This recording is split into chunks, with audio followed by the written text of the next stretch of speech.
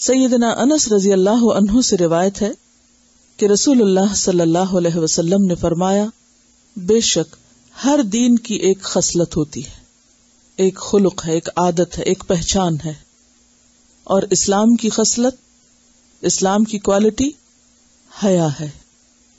تو گویا حیا اسلام کی پہچان ہے۔ مسلمان اپنی ظاہری پہچان کے اعتبار سے باحیا ہوتا ہے۔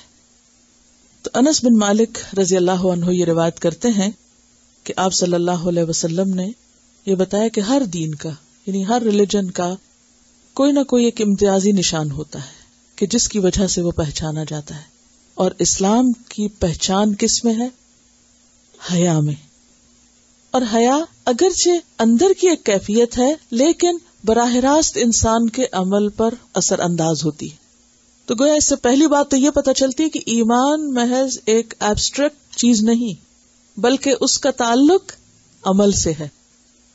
ایمان محض زبانی اقرار کا نام نہیں، ایمان صرف دل کا یقین نہیں، بلکہ عمل میں اس کے اظہار کا نام ہے۔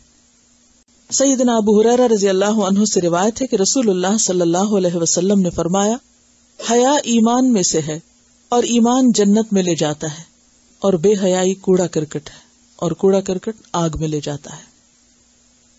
اس سے آپ اندازہ لگائیں کہ جنت کے لیے اللہ تعالیٰ جن لوگوں کو سلیکٹ کرنا چاہتا ہے، وہ اس کی سلیکشن بہت زبردست ہے۔ اندر باہر سے کھنگال کے اور پوری طرح جائزہ لے کے، جیسے دنیا میں کسی خاص پوسٹ پہ کسی کو رکھنا ہو تو اس کے لیے جب انٹرویو ہوتا ہے، ٹیسٹ وغیرہ ہوتے ہیں، پورا ایک میڈیکل ٹیسٹ ہو رہا ہے، اور ایموشنل اور مینٹل اور پتہ نہیں کہاں کہاں سے وہ ہر لحاظ سے، نہیں جتنی بہترین کسی کی جاب ہو سکتی ہے، یا بہترین مقام یا بہترین کوالٹی کسی کی ہو سکتی ہے، اس کے مطابق ہی اس کو کھنگالا اور پرکھا جاتا ہے۔ تو جنت کے لیے اللہ سبحانہ وتعالی بہترین مخلوق کا چناؤ کرنا چاہتے ہیں، جن کو وہاں وہ اس طرح بسائیں کہ خوبصورت جنت میں خوبصورت لوگ ہی ہوں۔